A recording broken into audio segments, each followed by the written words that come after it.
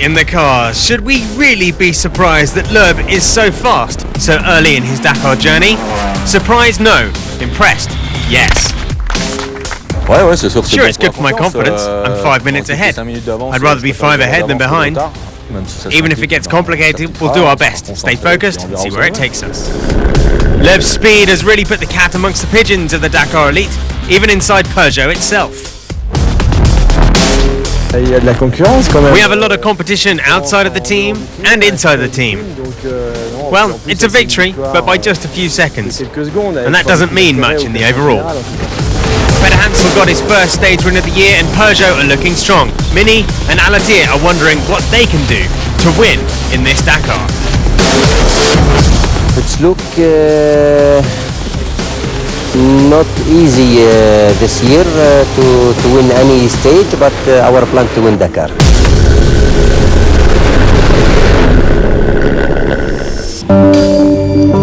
There was no touching of the cars yesterday after the stage. They would remain just as they were, gathered together in Parc Fermé after a tough stage around Jujuy.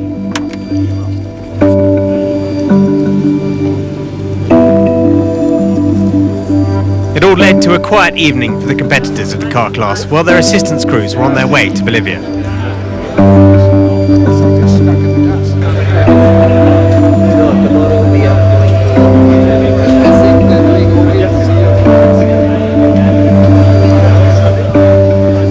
The time had come today to visit the second country, the 2016 Dakar.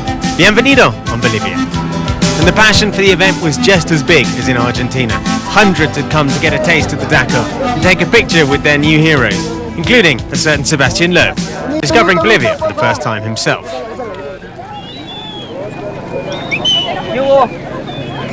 We tried to deal with this stage like we did with the others before.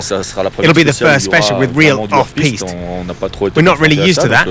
I hope we'll do well. For the moment, everything was going pretty well. We'll try to keep on with that pace and, if possible, enjoy a nice stage. We'll see where it takes us.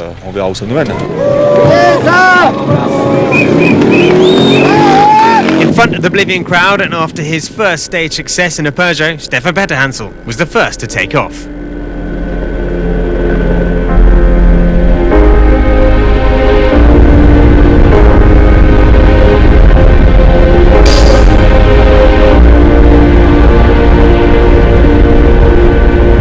Today was looking a lot better for Robbie Gordon.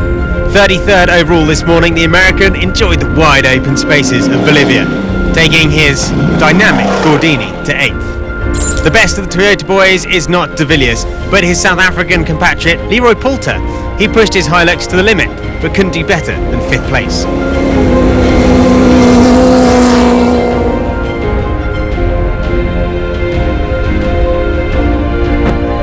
After the WRC type stages that perhaps he was used to, today was a real test for Mikko Hirvonen.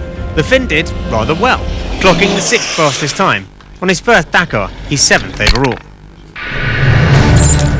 While his teammates were flying, Cyril Desprez was the first of the Peugeot boys to suffer a major mechanical upset. He finished 1 hour 15 minutes behind the day's winner, struggling to get through.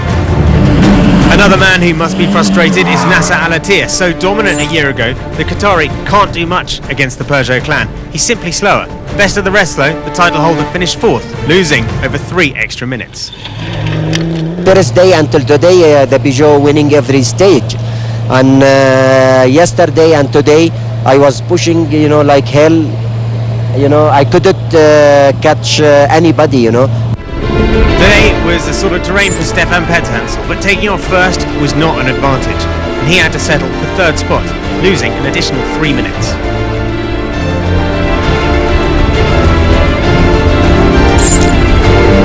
There was a battle royale between Sainz and Peter Hansel. The Spaniard eventually caught up to his French teammate at the end of the day. A small victory, but like yesterday, Sainz missed out on the stage victory overall by just 22 seconds.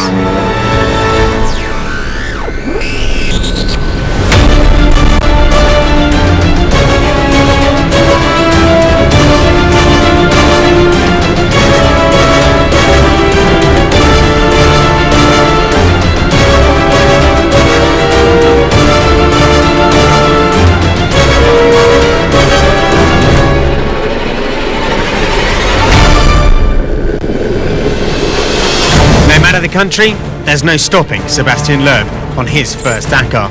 After claiming the first two specials of the event, the Frenchman added a third win, but this time on Bolivian soil. The 9-time WRC champion increased his overall lead. It's now 7 minutes 48 over Peter Hansel, after just 4 stages. Loeb has won as many specials as Vatanen in 1987. That year, the Finn won the Dakar.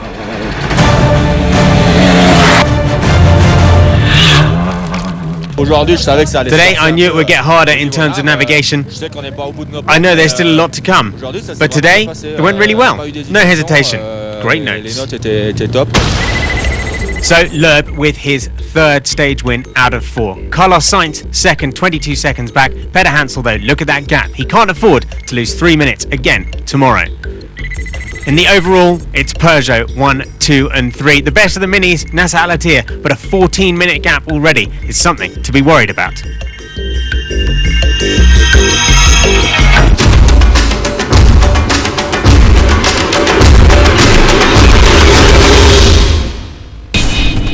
Jan Lammers is one of the most intriguing figures of the Dakar, and he had an impressive career pre his Dakar days. It all started in the sands of northern Holland.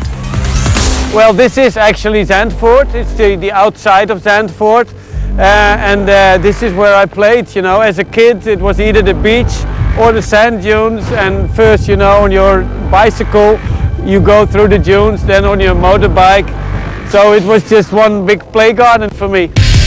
The other big playground of Lammers was the famous Zandvoort Road Circuit. That's where he got his first racing wins. It all started with a European title in Formula 3 before he reached the true peaks of motorsport, Formula 1. My biggest souvenir here is my first Grand Prix, because it's the first time that you can show your family what you're doing. So your Formula 1 car, the Formula 1 race. So I think that's my biggest memory here, to just be able to share it with my home crowd. The highlight of his career came in 1988 when he took his Jaguar to glory at the Le Mans 24-hour race, a contest far removed from the Dakar. In Le Mans you have like 13.5 kilometers, you know it, and the weather conditions may vary, the track conditions with a bit of oil or stuff, or gravel. I mean, that's about it. But in the Dakar you never know what's going to be there, you know, after that hill or corner or whatever. So on one hand you have to be prepared for everything. On the other hand, you cannot be prepared for anything, because the silliest situations can happen, and a split decision can cause big damage for yourself and others. It's a very challenging race, is an understatement, of course, but therefore, because it is so difficult, you know, it's exciting. He's always attacked the Dakar in a truck, and it's not an expected choice for a single-seat specialist. For his 7th appearance in the class, it'll be another challenging odyssey in the wide open spaces. Just the energy, that's phenomenal. And then even taking the 10 tons down the hill, sometimes so steep that some people roll forward, that's just fascinating. It's always a tough thing to do the Dakar. Will Jan Lammers see the end of this one?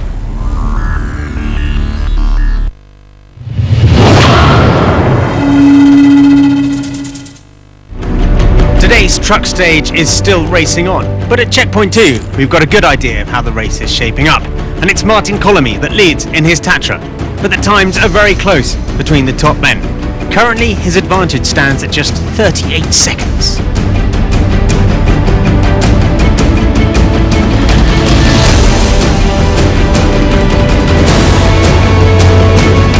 He's being chased hard though, and finally it's a Kamaz making a move. It's Edouard Nikolaev. The 2013 winner won 6 stages last year, but not the overall, and today he's well in contention on the open plains. It's fine hunting territory for the big Kamaz.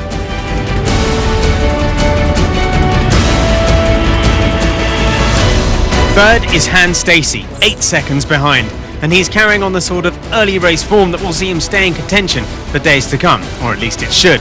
This is his 10th Dakar rally. Right now, it's looking pretty good, especially as he's gained time on the only man leading him in the standings.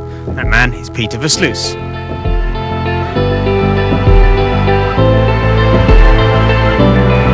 And that time gained is 41 seconds, in fact. It's enough to lose the lead for Versluis, who sits in 4th place today in his MAN. He started second today and has gained time on the man who opened the road, the winner at the opening part of the marathon stage, Gerard de Roy. De Roy has dropped to 7th, 1 minute 21 behind Colomy, and is just a tiny bit off the pace of the top 5. But with over 100 kilometres of racing still to go, there's time for him to get back in control as the trucks charge towards a uni.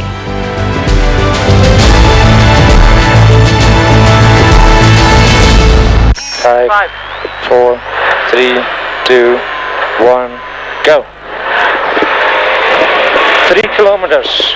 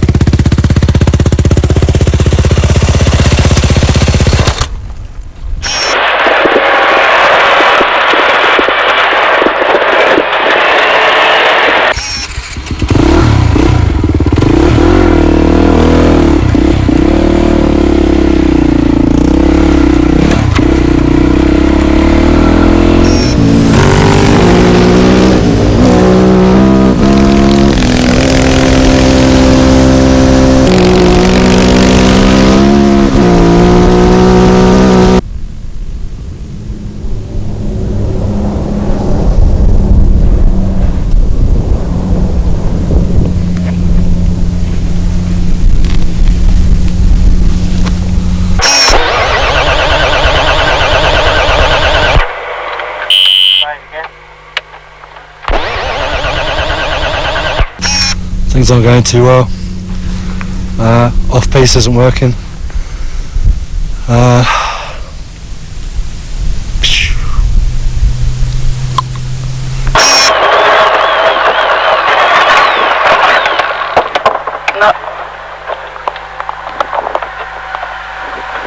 All I can do really is wait for all the vehicles to pass so that I can carry it on the track. Probably going to get timed out though.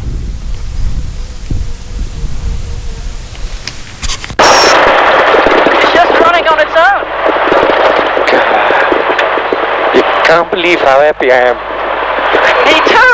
I'm practically crying. Yeah.